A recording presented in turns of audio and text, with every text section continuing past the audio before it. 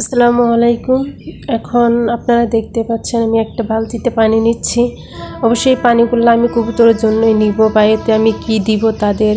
তো সবাই আমার পুরো ভিডিওটা দেখবেন, আর পুরো ভিডিওটা দেখার আগে সবাই আমার ভিডিওটা লাইক, কমেন্ট এবং সাবস্ক্রাইব করে দিবেন।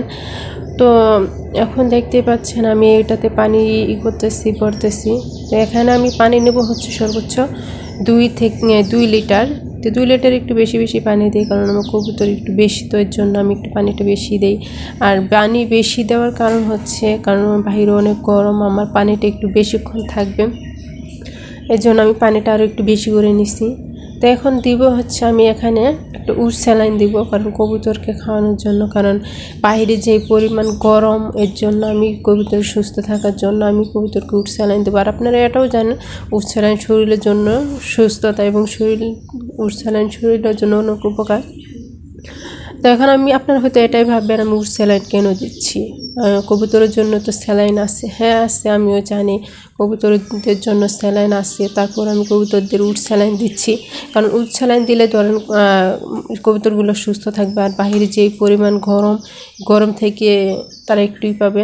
তো এখন আমি এই উট স্যালাইনটা তাদেরকে দিব, সবগুলো কবুতরকে। আমার এই পানিটা এখন সকাল 9টা বাজে, তখন আমি এগুলো প্রায় পানি দিচ্ছি। এই পানিটা হয় আমার একটা 1:30টার দিকে পর্যন্ত থাকবে। তারপর পানি অবশ্য ওরা থাকবে না, খেয়ে ফেলবে।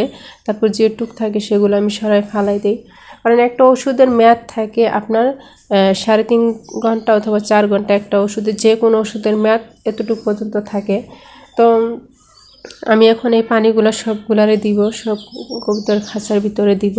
কারণ হচ্ছে একটা মানুষের সুস্থ থাকার জন্য আমরা যে পরিমাণ চিকিৎসা নেই, আর তেমনি একটা কবুতরদেরও তেমন একটা চিকিৎসা দেওয়া দরকার। কারণ তারা বলতে পারে না, কিন্তু তা আমাদেরকে বুঝতে হবে, তাদেরকে খেয়াল রাখতে হবে, তাদের কি প্রয়োজন, তাদের কি খাওয়ালে তারা সুস্থ বা ভালো থাকবে, সেদিকে আমাদের খেয়াল রাখতে হবে। তো এখন আমি সবগুলার পানি দিব, সবগুলো পানি দেওয়া কমপ্লিট হয়ে গেলে আমি তাদেরকে আবার অন্য দিব। এখন আর আপাতত কোনো কিছু দিব না। এখন তাদের পানি দেওয়ার পর ঘন্টাখানিক পরে খাবারগুলো সরাই নিব, অথচ পানিগুলো তখন থেকে যাবে, পানিগুলো আমি পরে সরিয়ে নিব। তো এখন আমি বালতির ভিতরে আবার পানি নিব। এই পানির ভিতর আমি একটা ইট ভিজায় রাখবো, কারণ আমি কবুতরের জন্য গ্রিড বানাবো।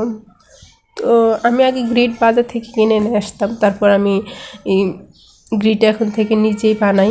তো এখন আমি একটা ইট ভিজে রাখতেছি, এটাকে আমি গ্রিড বানিয়ে তারপর আমি কবুতরকে দিব। আবার যখন আমি গ্রিড বানাবো তখনও আপনাদেরকে আমি বলবো কী কী দিয়ে আমি গ্রিড বানাই, বা আমি কবুতরকে গ্রিড কীভাবে দেই সেগুলো সম্বন্ধেও আমি আপনাদেরকে বলবো। সবাই আমার ভিডিওগুলো দেখবেন, আর ভালো লাগলে সবাই আমার ভিডিওতে একটু সাবস্ক্রাইব করে দেবেন। সবাই আমার পাশে থাকবেন। আল্লাহ হাফেজ।